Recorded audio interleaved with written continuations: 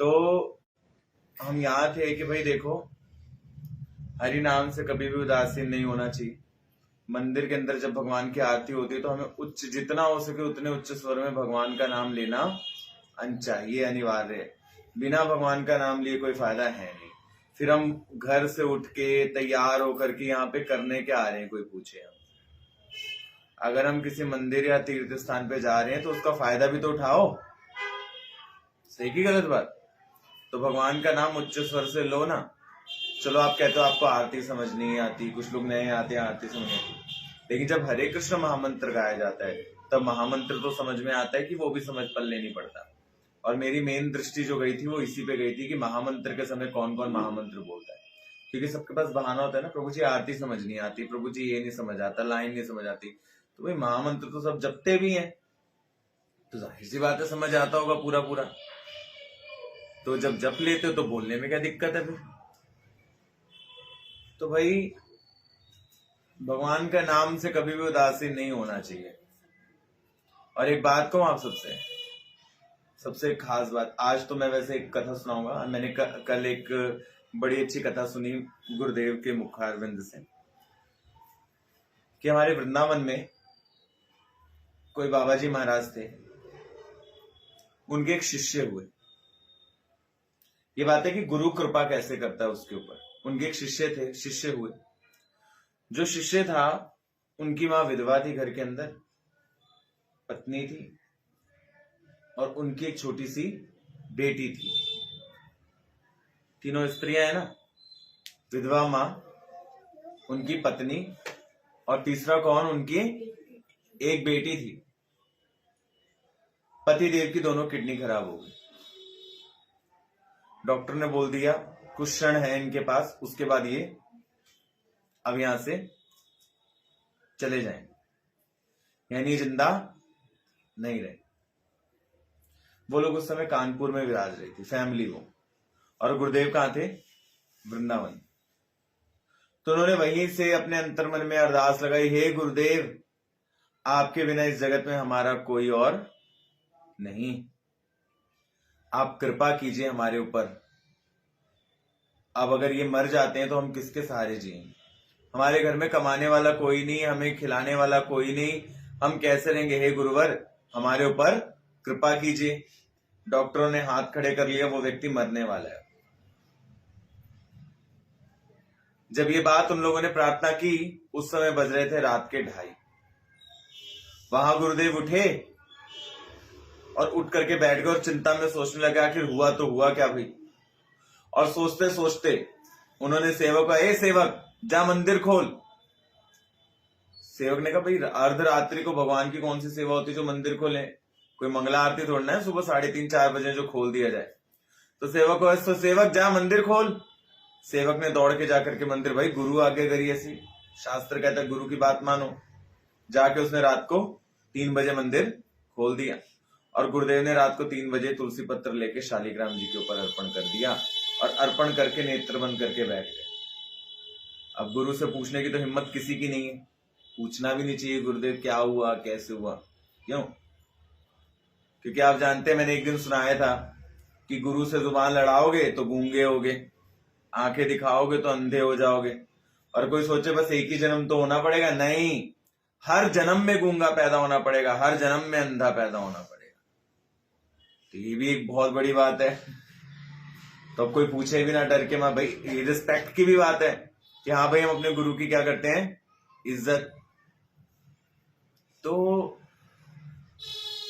इस वक्त पर गुरुदेव चुपचाप रहे। सुबह हो गई, मंगला भी हो गई, फिर भगवान की श्रृंगार दर्शन आरती भी हो गई 7 बजे, सारी सेवा हो गई। 12 बजे करीब जिस ब्रह्मचारी को कहा था द्वार खोलो, उस ब्रह्मचारी ने आके पूछा, गुरुवर सुबह सुबह ऐसा क्या हुआ था जो आपने तुलसी पत्र अर्पण किया और आप इतने चिंता में नेत्र बंद करके चुपचाप बैठ गए?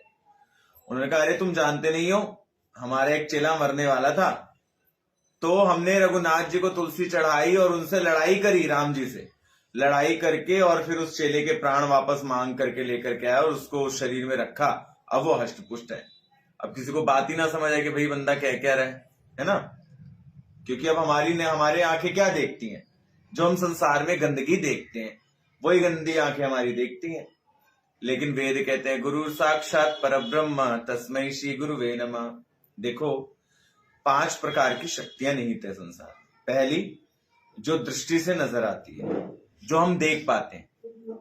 कई कहते हैं ना स्वर्ग नरक दिखाओ, तो नहीं देख सकते। पहली जो सृष्टि से नजर, जो इस दृष्टि से नजर आती है। कारण ये शरीर किससे बना है? इसको क्या कहते हैं? स्थूल देह।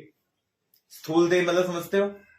संस्कृत में जिसको आप कहते हैं पदार्थ, वो क्या हुआ? 5 प्रकार के पदार्थ से शरीर बना है। किस किस से? अग्नि, वायु, बोलो, जल और पृथ्वी और आकाश। ये 5 तत्व से शरीर बना। तो ये शरीर केवल कितनी वस्तुओं को देखता है? जो 5 तत्व से क्रिएटेड हो। फिर जब आप भजन करते हैं तो भजन करते करते आपका ये शरीर, आपके बिंदु पर एक ऑरा होता है। सबका अपना एक ऑरा होता है ना। आज मैं कहीं गया था तो उन्होंने कहा प्रभु जी ऐसा क्या है कि उनके घर में कुछ जानवर उन्होंने पाले, तो जानवर बड़े आक्रामक है। तो उनका आज मुझसे ऐसा प्रश्न था कि प्रभु जी ऐसा क्या होता है कि कोई भी हमारे घर में आ जाए तो जानवर उसको खाने को पड़ते हैं, लेकिन जैसे आप हमारे घर में आते हैं तो जानवर एकदम शांत हो जाते हैं। आज तक ये जानवर आपके ऊपर कभी भौंके नहीं। कारण पता है क्या? क्योंकि हम जिसका ऑरा पहचानते हैं, जानवर हमसे ऑरा ज्यादा अच्छा ऑरा पकड़ते हैं किसी का। पता है आपको? चोर आएगा तो कुत्ता पट पहचान जाएगा इसकी आंखों में लफड़े का बाल है, समझ रहे? तो उनका ऐसा क्यों आपके आते शांत हो जाता है? कारण ये क्योंकि हम शांत हैं। जितना यहाँ पे उतल पुतल होगी उतने ही जानवर भी बहुत जल्दी पकड़ लेते हैं। हाँ भी उतल पुतल है इसके मन के अंदर, है ना? तो हम कहा थे? तो एक तो क्या हुआ कि हम स्थूल देह से, स्थूल इन नेत्रों से, स्थूल शरीर से, स्थूल इस संसार का क्या करते हैं? दर्शन। पहला तो ये हुआ, ठीक। दूसरा कि जब हम भजन करते हैं, भक्ति करते हैं, तो हम धीरे धीरे इससे क्या कहां जाते हैं? बाहर। तो जब हम इस शरीर से उपरती यानी ऊपर की अवस्था में उठते हैं तो हम कुछ ऐसी चीजों को देखने लगते हैं जिनको आप कहते हैं पैरानॉर्मल चीजें। समझ रहे हैं? पैरानॉर्मल चीजें, पैरानॉर्मल एक्टिविटीज होती है ना, जिसको आप कहते हैं भूत बाधा, प्रेत। कुछ शक्तियों, दिव्य शक्तियों को आप महसूस करना शुरू कर देते हैं। दिव्य शक्तियां जैसे किसी के मन की बात वो आपको कहना चाहता होगा, उससे पहले आपको पता चल जाएगी कहना क्या चाहता है। समझे? ऐसा होता है भजन करते। कोई आपके घर आने वाला होता है, उससे पहले आपको भाप जाता है कोई आ रहा है मेरे घर पे, ये बंदा आ रहा है, और एकदम से आता है। हम कहते हैं यार ये कैसे हो गया? यानी हम भजन में धीरे धीरे ऊपर उठ रहे हैं, ठीक है। इसको कहते हैं दिव्य शक्तियों का आभास। तीसरा, एक और फिर उसके बाहर की लय होती है जिसमें आपके चक्र निहित होते हैं। आज किसी से बात होती तो उनसे चक्र के विषय में बात हो रही थी, तो जिसमें आपके चक्र, अंतरात्मा और अंतरात्मा से जुड़ी कुंडलिनी शक्ति निहित होती है। क्योंकि प्रत्येक कुंडलिनी चक्र का अपनी एक शक्ति है। मेरी बात समझ आ रही है? प्रत्येक कुंडलिनी शक्ति की अपनी एक क्या है? चक्र की अपनी एक शक्ति है। तो प्रत्येक शक्ति अपने अवस्था पे कार्य करती है। तो भजन करने से जब माला फिरती है, नाम को क्यों कहा जाता है कि नाम को बड़े ध्यान से लो। खाना हमारे यहाँ पे एक बात हमेशा वो कही जाती है, अरे ध्यान से खाओ, ध्यान से चलो, कहा जाता है कि नहीं? हर बात में ध्यान क्यों कहा जाता है पता है आपको? ये बात कभी किसी ने नोटिस की है? नहीं की ना? इसलिए कहा जाता है कि प्रत्येक चीज को परमात्मा तत्व मान करके करना चाहिए। ध्यानम, जब तक ध्यान से नहीं करोगे तब तक कोई फायदा। ध्यान से सुनो, ध्यान से देखो, ध्यान से बोलो। तो प्रत्येक चीज में क्या जुड़ा है? ध्यान। तो आजकल तो संसार में ध्यान और धारणा कहीं रह नहीं गई। इसलिए कहा जाता है कम से कम 3 चीज पे ध्यान एकाग्र करो। पहला, भगवान नाम जो हम जपते हैं, हरे कृष्ण कृष्ण कृष्ण हरे हरे, हरे राम राम राम हरे हरे। हम प्रत्येक संसार की कार्य करते हुए बहुत ध्यान रखते हैं। पैसा गिनते हुए ध्यान रखते हैं कि नहीं? ऊपर नीचे ना हो जाए। गद्दे के नीचे पैसा रखा था, 500 का पत्ता गायब हो गया, ध्यान रखते हैं कि नहीं? इतना रखा था, इतना कैसे हो गया? सही की गलत बात? हम प्रत्येक चीज करते हुए ध्यान रखते हैं। घर के कार्य करते हुए ध्यान रखते हैं, बाहरी कार्य करते हुए ध्यान रखते हैं, लेकिन जब बात भजन की आती है तो हम ध्यान क्यों नहीं रखते? भजन करते हुए हम इधर उधर बात कर रहे होते हैं, भजन करते हुए हम फोन देख रहे होते हैं, भजन करते हुए हम कुछ और ही सोच रहे होते हैं। अरे क्या हम इतनी देर भी अपने मन को नहीं समझा सकते कि भाई 2 माला करते वक्त कम से कम मैं उस समय पूर्णतः श्री कृष्ण का ही ध्यान करूं, श्री कृष्ण का चिंतन करूं और श्री कृष्ण का ही मनन करूं। मनन अर्थात उनका भजन करूं। बस इतनी सी तो बात है भाई। 24 घंटा मन को दे रहे हो, उन 24 घंटे में से 24 मिनट निकाल के कृष्ण को नहीं दे सकते? ज्यादा तो नहीं मांगा। तो तीसरा औरा क्या होता है, जहां पे पहले औरे के अंदर तो आप बहुत ही अस्त व्यस्त होते हैं। पहला औरा अर्थात पहला स्थूल शरीर की अवस्था में आप बहुत अस्त व्यस्त होते हैं कि नहीं? संसार में ये हो गया, वो हो गया, ऐसा हो गया, वैसा हो गया। जैसे आप इस अवस्था को भजन के माध्यम से पार करते हैं, वैसे आपके अंदर से ये जो ऊहापोह है वो निकल जाती है, द्वंद्व निकल जाता है। तीसरी अवस्था आते ही आप धीरे धीरे शांति की ओर बढ़ने लगते हैं, अर्थात आपके मन के भीतर क्या प्रकट होने लगती है? दिव्य आनंद, ब्रह्मानंद प्रकट होने लगता है।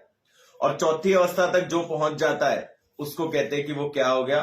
गुरुदेव। और चौथी अवस्था कैसी है? हमारे गुरुदेव की अवस्था। अब गुरु की अवस्था कैसी होती है?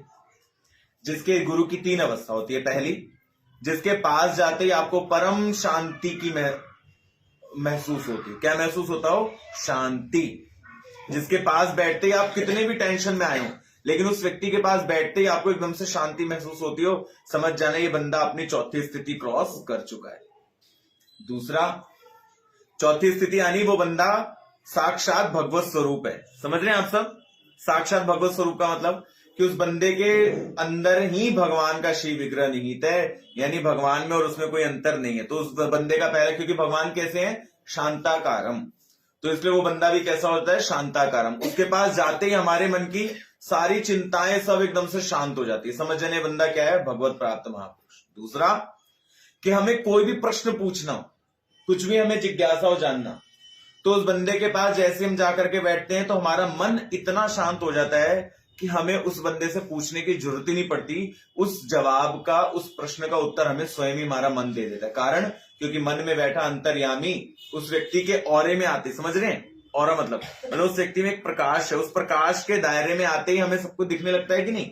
तो उसी प्रकार प्रकाश के दायरे में आते ही हमें अंतर्यामी परमात्मा हमारे मन में प्रकट होकर उसका उत्तर दे देता है।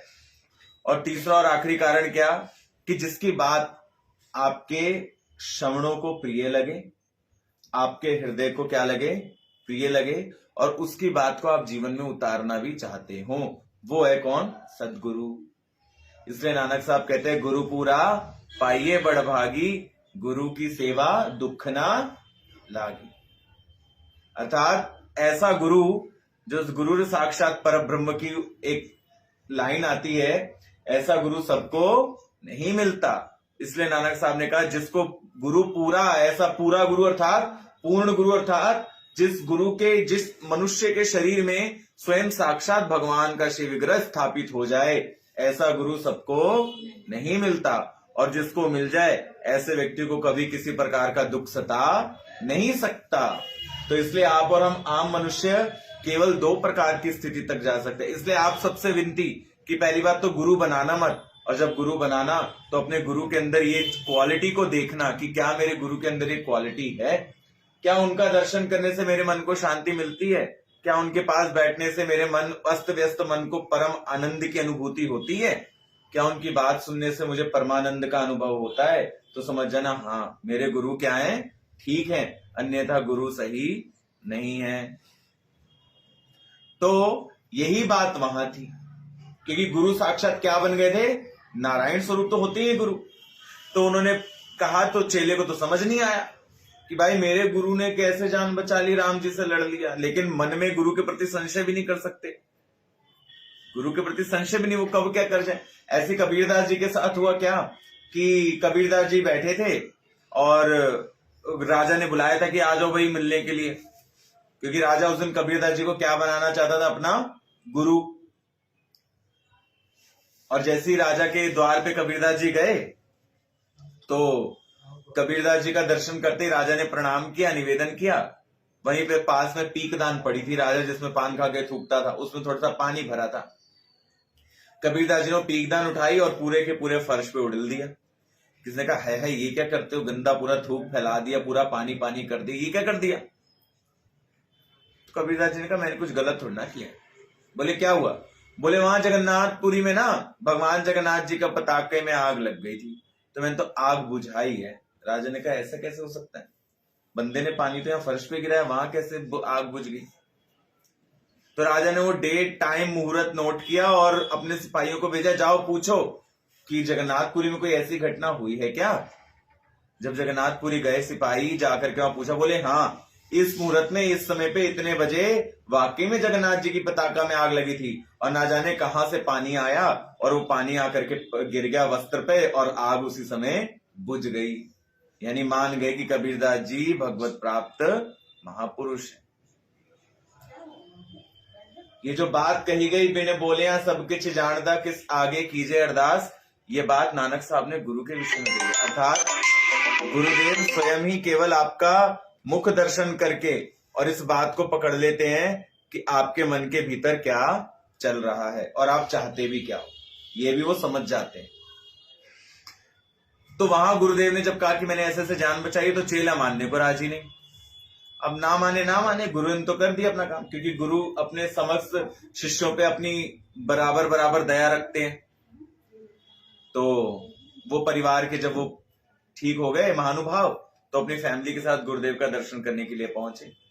तो जब गुरुदेव का दर्शन करने आए, तो उन्होंने गुरुदेव का दर्शन करने के बाद वहां पे सभी ब्रह्मचारियों को बताया, देखो भाई ऐसा है कि हमारे पतिदेव की दोनों किडनियां क्या हो गई थी, खराब, लेकिन हम डॉक्टर ने भी हाथ खड़े कर दिए थे, परंतु गुरुदेव ने कहा, हमने गुरुदेव से अरदास लगाई, और जैसे गुरुदेव से अरदास लगाई तो उस बंदे ने कहा कि मैं मर रहा था,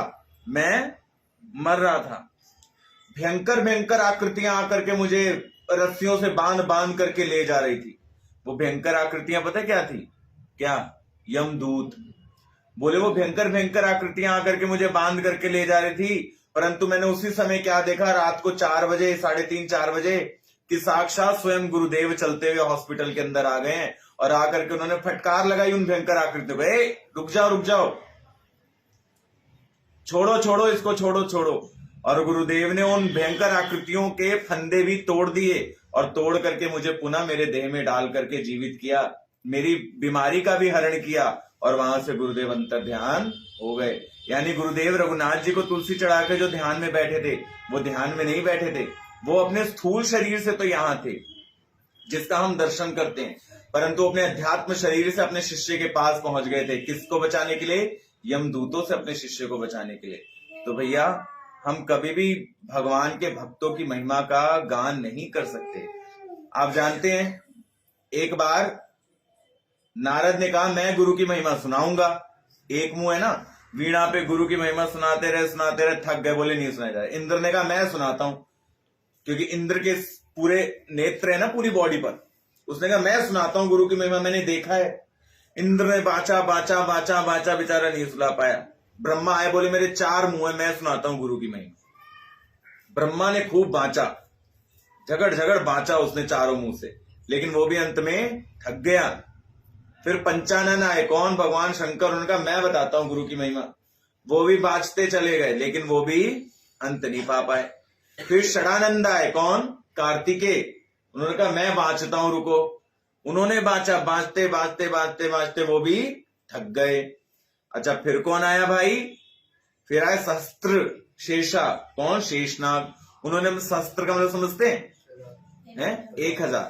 1000 मुंह वाले शेषनाग ने बांचा 1000 मुंह से, लेकिन गुरु की महिमा को पार नहीं कर पाए।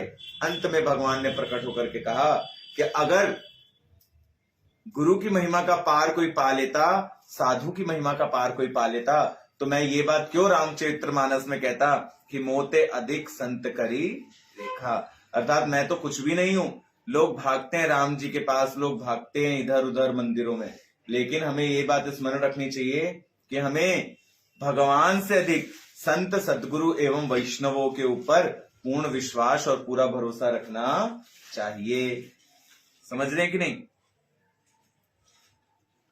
तो ये आज हमें ऐसा विश्वास अपने अंदर होना चाहिए कि कुछ भी हो जाए, लेकिन एक शर्त है भाई कि जो जीव अपने गुरुदेव पे विश्वास करता है, उस जीव को अपने गुरु की हर एक बात को माननी भी चाहिए। गुरुदेव ने वचन दिया दीक्षा देते हुए कि बेटा 2 माला करोगे, हाँ, चतुर्नियम का पालन करोगे? बिल्कुल। लेकिन भगवान कहते हैं वो वचन पता है कौन लेता है? भगवान स्वयं लेते हैं प्रकट होके।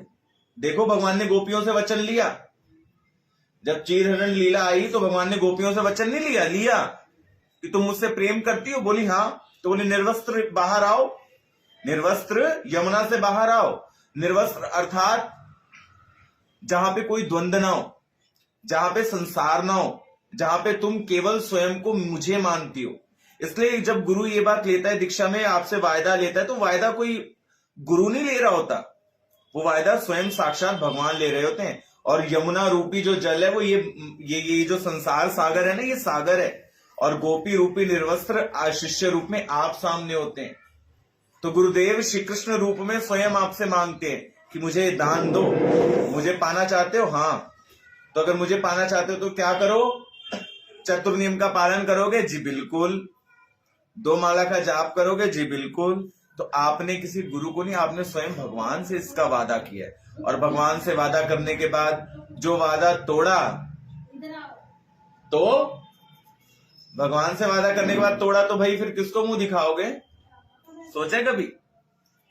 उस त्रिलोकी के नाथ से ही झूठ बोल गए और फिर उसी के सामने जाकर के प्रकट हाथ जोड़ करके विनती करते हो, तो आपकी मानेगा?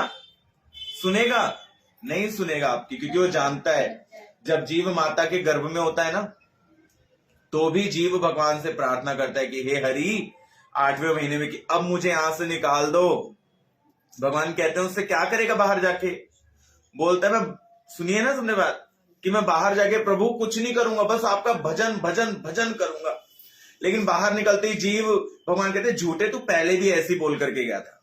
तो कहते नहीं नहीं प्रभु, अब ना तो माँ को माँ कहूंगा, ना बाप को बाप कहूंगा, ना भाई, ना मेरी पत्नी, ना मेरे बच्चे, ना मेरी फैक्ट्री, ना मेरा रुपया पैसा, कुछ नहीं, सिर्फ आपका भजन करूंगा प्रभु। एक बार इस नर्क से बाहर निकाल दो। भगवान कहते हैं वायदा? वायदा। फिर वो जीव कहता है प्रभु सुनो, 8.5 9 महीने में बाहर आना होता है ना, 8.5 में प्रभु सुनिए ना। भगवान कहते बोल। तो बोलता है प्रभु बाहर जाती ना आपकी माया मुझे पकड़ लेगी, इसका उपाय? भगवान कहते चिंता मत कर, तू बस भक्ति के रास्ते पे चलियो, मुझे मान लियो, मैं स्वयं गुरु रूप में प्रकट होकर के तेरे पास आ जाऊं। जो लोग गुरु बनाने जाते हैं ना, बसे भर भर के जाते हैं लोग, चलो चलो गुरु आए हैं, चलो चलो गुरु आए हैं, वो गुरु बनी जाते हैं और वो चेले भी बनी जाते हैं। वास्तविकता में गुरु बनाए नहीं जाते, गुरु स्वयं चल के आपके द्वार आते हैं। मीराबाई का देखो जीवन में स्वयं गुरु चल करके आए, कबीरदास जी के जीवन में गुरु चल करके आए, सबके रैदास जी, तुकाराम, नामदेव, सबके जीवन में गुरु क्या हुए? चल के आए। मेरे भी जितने अभी तक शिष्य बने, सबके जीवन में मैं स्वयं चल के गया हूं, कोई मेरे पास आया नहीं। चाहे किसी ने कथा कराई, कथा के माध्यम से मैं चल के गया हूं किसी के घर, अथवा कोई मुझे कहीं फेसबुक से कोई मेरा शिष्य बन गया, अथवा कोई किसी के माध्यम से। लेकिन मेरा कोई भी शिष्य ऐसा नहीं है जो भीड़ देख करके मेरे पास आया। मेरा प्रत्येक शिष्य वो है जिसको श्री श्याम सुंदर वृंदावन चंद्र हाथ पकड़ पकड़ करके लेके आए। यानी आप सब भी धन्य थी, धन्य ही हो जो शिष्य। तो हम कहा थे? वो जो आए थे दोनों बताना। कौन? और वाइफ के बात यहां थी कि जीव भगवान से प्रार्थना करता है कि भाई मुझे बताओ मैं क्या करूं बाहर जाके। तो भगवान कहते देख, मैं ही स्वयं तुझे भक्ति का पाठ पढ़ाने आऊंगा। तो भगवान कहते, जीव कहता है हे हरि मैं आपको पहचानूंगा कैसे? जीव ही तो पूछ रहा ना प्रभु मैं आपको पहचानूंगा कैसे? तो भगवान कहते देख 3 लक्षण होंगे मेरे। पहला, मेरे माथे पे सुंदर विष्णु तिलक होगा। दूसरा, मेरी निष्ठा मेरे धाम में, तुलसी में एवं व्रत इत्यादि उपवास में और मेरे नाम में पूर्ण होगी। बोले अच्छा, बोले तो कोई ढोंगी में भी हो सकती है। तो बोले तीसरा लक्षण ये कि मेरी हर बात में भगवत कथा का ही अनुभव होगा। यानी मैं जो भी बात करूंगा वो बात किससे जुड़ी होगी? भगवान से। भगवान के अतिरिक्त अगर कोई और बात करूंगा तो समझ जाना ढोंगी है। लेकिन सदा सर्वदा भगवान की ही बातें करना, सदा सर्वदा भगवान की ही सेवा करना, सदा सर्वदा भगवान की ही सेवा में लगे रहना, यही है महत्संगस्तु दुर्लभ, नारद भक्ति सूत्र का पहला सूत्र। यानी वही है असली का साधु संग और वही है सच्ची का गुरु, जो स्वयं साक्षात नारायण रूपी है। तो जीव कहता है ठीक है, लेकिन बच्चा बाहर आते ही बेटा टॉफी खाएगा, हाँ, टॉफी के चक्करों में पड़ गया। बड़ा होते ही माता ने कह दिया ना जी ना, भक्ति नहीं करनी, सब कुछ करना है, भक्ति नहीं करनी। तो डॉक्टर बन, इंजीनियर बन, कलेक्टर बन, सब बन, भक्त मत बनियो। मम्मी मैं फौजी, कल मैंने बताया था ना, ये बन जाओ, हाँ हाँ बिल्कुल। अरे बेटा बुरा नहीं मानना, बेटा नशेड़ी बन जाए, जुआरी बन जाए, कबूल है। टिक्का लगा के चोटी रख के पंडित बन जाए, ये मंजूर नहीं है। सही कह रहा हूं मैं, पंडित नहीं, भक्त बन जाए। बेटे की हाथ में टकीला गिलास चलेगा, लेकिन माला नहीं चलेगी, लोग क्या कहेंगे। वाह, सही कह रहा हूं मैं, झूठ नहीं कह रहा। बेटे के हाथ में बाइक चलाते चलाते वो बीड़ी शोभायमान होगी, लेकिन उसके हाथ में भगवान की करताल और मुख में हरि का नाम शोभायमान नहीं होता। मेट्रो में घूमते घूमते या पब्लिक प्लेस में घूमते घूमते लड़की का हाथ तो हाथ में होगा, लेकिन भगवान नहीं होंगे। सच कह रहा हूं मैं। लोग लड़कियों का नाम यहां पे लिखवाते हैं, यहां लिखवाते हैं। अरे दैया दैया, कमाल हो तुम लोग भाई, हंसने के लिए नहीं कह रहा हूं, इतने पागल हो जाते हैं। अरे मूर्खो, कुछ पता होता है नहीं। लेकिन जहां भगवान, फिर देखो, अरे हम तो सुबह मंदिर जाते हैं, शाम को मंदिर जाते हैं, बस भगवान को तो यहां से याद कर लो भगवान। अरे भाई, यहीं से याद करने के लिए तो ये माला कर रहे हैं कि एक बार यहां से याद हो जाए, एक बार यहां से याद हो जाए, एक बार यहां से याद हो जाए, तो फिर बात ही क्या है, फिर तो बात है दिल भर से हो क्यों। लेकिन एक बार होता ही तो नहीं, यही तो चक्कर है सारा। लोग कहते हैं हम तो सुबह जाते हैं शंकर जी को जल चढ़ा के आते हैं, मैं तेरे इतने ठंड पे तेरी मूंड पे पानी गिराऊं, पूछूं तेरे से कैसा लगता है। लेकिन नहीं, हमें तो करना है, हमें तो करना है। अरे मैंने कल, मैं कहीं, आज ही मैं जा रहा था कहीं, तो मैंने दर्शन किया मंदिर में, माता दे टूटी भरी जा रही है, शंकर जी पे दिए जा रही है। मैंने कहा शंकर जी आज तो लगता है संजय कौली पे दवा आपको भी लेनी पड़ेगी डॉक्टर, सर्दी जुकाम। मतलब लोग इतने बुरा नहीं माने, और कोई बुरा मान जाए तो अपने घर बैठे। कबीरदास जी की भी कोई बात नहीं मानता था, आज चले गए तो सब उनकी साखी पढ़ते बात मानते। मेरा भी चला जाऊंगा तो रिकॉर्डेड लेक्चर सुनोगे सारे के सारे। सच्ची बात है, जैसे आपको फील होता है ना सर्दी गर्मी धूप छांव, ऐसे उस प्रतिमा को भी फील होता है। और अगर आप उस पर अंधाधुंध पानी चढ़ाए जा रहे हो, यानी कि आप उसको भगवान नहीं मानते, आप उसको वर देने वाला एक पुतला मानते हो कि भाई मैं तेरे पे लोटा जल चढ़ा रहा हूं, तू मुझे, मैं क्या बोलूं। मैंने एक भक्त की स्टोरी पढ़ी शिव महापुराण के अंदर, मेरी आंखों से ऐसा आंसू गिरा, मैं सच बताऊं, मेरा दिल किया कि धिक्कार है जीवन में, जितने शंकर जी पे जल चढ़ा रहे ना, सबके जीवन पे धिक्कार है, धिक्कार है, धिक्कार है। और मैं तो सच्ची बताऊं, सब नरक जाने के पात्र है। पता है क्यों? भक्त कैसा होता है, मुझे नाम ध्यान नहीं आ रहा, क्या तो नाम था उस भक्त का, स्टोरी पढ़ी थी, स्टोरी सुनाता हूं, माता ध्यान से सुनना। भक्त शंकर जी के मंदिर में गया, भोग लेके, भोग अर्पण किया। अब शंकर जी के होता है ना, चंदन से नेत्र इत्यादि बना दिए जाते, तो वर्णन आए कि भगवान शिव के चंदन के नेत्र उकेरे गए। अब उसमें क्या हुआ कि किसी जल के छींटे के कारण उन नेत्र से जल का छींटा पड़ के वो जल नीचे को बहने लगा। उसने कहा शंकर जी, आपको ठंड के मारे नेत्र से आंसू आ रहे, मैं पोंछ देता हूं। पोंछ दिया उसने एक तरफ से, परंतु जल फिर भी ऊपर से जो गिर रहा था वो गिरी जा रहा था। अब वो कही ये तो आंसू रुक नहीं रहे। अब उसने कपड़ा लेके पोंछ दिया तो आंख क्या हो गई, बिगड़ गई। अब उसने कहा हाय हरि, आपकी आंख बिगड़ गई। हे शंकरा, चिंता मत कीजिए, चिंता मत कीजिए, आपके भक्त की आंखें तो हैं। क्या भोला स्वभाव। और उस भक्त ने क्या किया, रोने लग गया फूट फूट के, मैंने क्या किया, भगवान की आंखें मिटा दी। और उसने कहा चिंता मत करो, अगर आपकी आंखें नहीं रही तो क्या हो गया, मैं अपनी आंखें आपको दे देता हूं। उसने तीर उठाया और तीर से अपने आंखों को निकाल दिया नोच के, और शंकर जी के जहां से आंख मिटाई थी वहां पे लगा दिया। देखो, और जब आंख लगा रहा था उस समय पे गलती से कोहनी से दूसरी आंख भी मिट गई। उसने कहा ओ हो हरि, आपकी आंख भी मिट गई। अब और फूट फूट के रोने लगा। तो भगवान ने, वो भी भोले भंडारी ऊपर बैठे के, क्या ये, वो और फूट फूट के रोने लगा कि आपकी दूसरी आंख भी फूट गई। तो उसने कहा कोई बात नहीं, मेरे पास दूसरी आंख तो है। तो फिर बोला अच्छा भोले बाबा, आप ये सोच रहे होगे ना कि मैं अगर अपनी दोनों आंख आपको दे दूंगा तो मैं कैसे देखूंगा।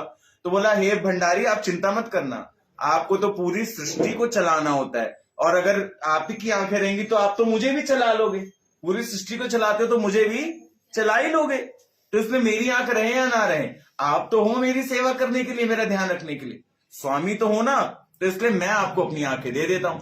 और अब उसको ये था कि अगर ये आंख निकाल दूं तो उस आंख को फिट कैसे करूंगा दूसरी जगह पे। तो उसने क्या किया, अपने लात को उठाया और दूसरी आंख जहां थी वहां अपनी लात के अंगूठे को टिका लिया, और अपने दोबारा तीर से दूसरी आंख को निकाल करके, और जहां पे उसका अंगूठा था लात का, वहां पे दूसरी आंख चिपका दी। दोनों आंखें निकाल करके शिवलिंग पे चिपका दी, और जैसी चिपकाई, हाँ नाम है महाराज दुमरूम ऐसे करके नाम है उनका।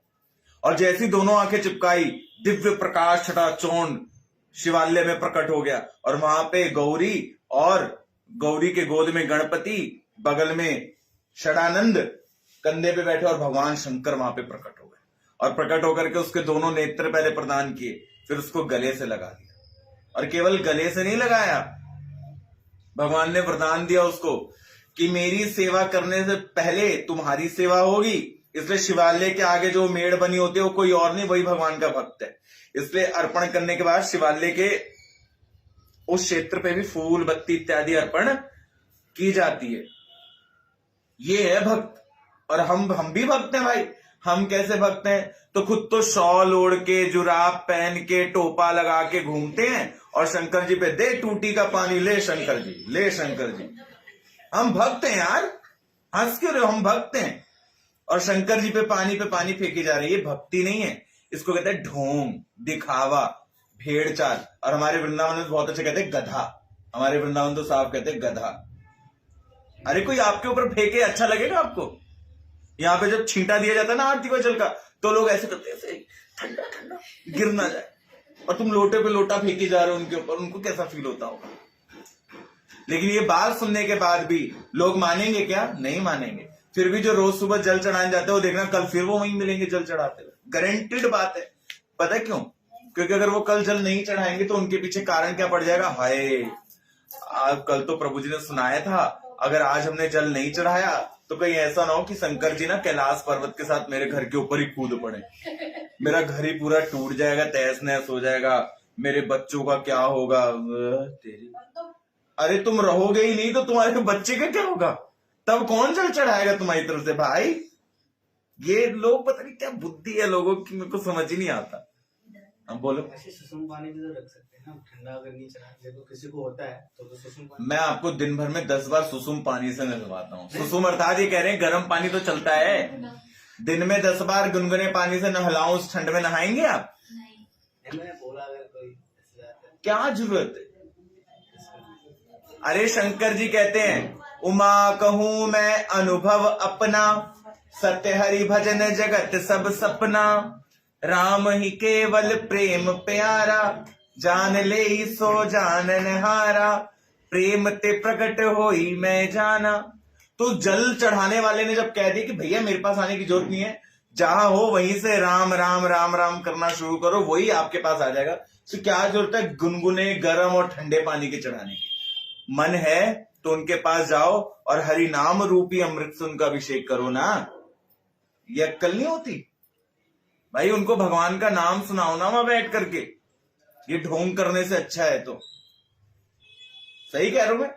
और फिर तो बात वही हो जाएगी, लोटा मंदिर का, शिव जी मंदिर के, टंकी का पानी भी मंदिर का, तो तू करने क्या गई थी माता वहां पे? बोल देती शंकर जी घर ही आ जाते, इतना कष्ट क्यों किया ठंड में घर से निकलने के वहां तक, क्यों भाई? वो तो नौकर है बेचारा, सब कुछ तो मंदिर का ही ले लिया।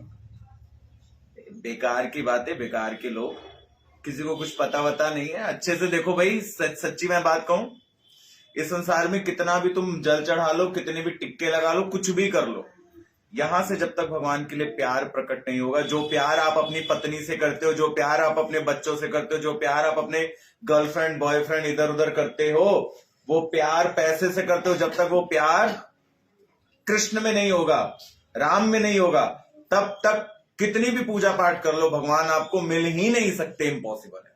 सच्ची में बात है। अब लोग कहेंगे नहीं नहीं मेरे को तो साक्षात्कार हुआ है। कोई भूत प्रेत देखा होगा माता साक्षात्कार में? जिसको साक्षात्कार हो जाए ना तो उसकी बात ही फिर कुछ और होती है। सही कह रहा हूं मैं? और ये जो भूत प्रेत वाली कहानी है ना, वाकई में ऐसा होता है। मैं आपको कल स्टोरी सुनाऊंगा, मुझे याद दिलाना, ठीक है ना? हाँ, वाकई में होता है। प्रेत भी कृष्ण का रूप बना करके आते हैं। नेत्रों से देखी बात सुनाऊंगा आपको। आपको लगेगा स्वयं साक्षात श्री कृष्ण खड़े हैं, वही त्रिभंग ललित बंसी बजा रहे, वही पीली पीतांबर, वही सुंदरता, वही छटा, डिट्टो भगवान। लेकिन वो भगवान नहीं, वो क्या है? भूत। वो क्या है? प्रेत। तो भूत प्रेत भी देवी देवता के रूप में प्रकट हो जाते हैं, भगवान के रूप में प्रकट हो जाते हैं, परंतु भगवान नहीं है। कारण यहां पे प्रेम नहीं है। इसलिए जितना हो सके अपने जीवन में उतनी हरि कथा सुनो, जितना हो सके उतने अपने जीवन में हरि नाम लो, जितना हो सके अपने जीवन में गुरु की सेवा करो। अच्छा, एक रीति है कि यहां से तो भगवान से प्रेम हो जाएगा, लेकिन भगवान से प्रेम होने की चाबी जो है ना, वो गुरु सेवा से होके गुजरती है। पता है आपको? ये बात पता है आपको? नहीं पता? सो लाख नाम लेते रह जाओ, लाख भगवान की सेवा करते रह जाओ, मंदिर में कुछ भी करते रह जाओ, लेकिन जब तक गुरु सेवा नहीं करी तब तक वो चाबी, ताला नहीं खुलने वाला कृपा का। इसलिए भगवान से प्रेम करो, लेकिन चाबी कहां है? गुरु सेवा पर। गुरु के पास नहीं है, गुरु सेवा पे। जिस दिन गुरुदेव कृपा कर देंगे उस दिन अपने आप कृपा में कृपा हो जाएगी, फिर कल्याण। ठीक है? वृंदावन चंद्र भगवान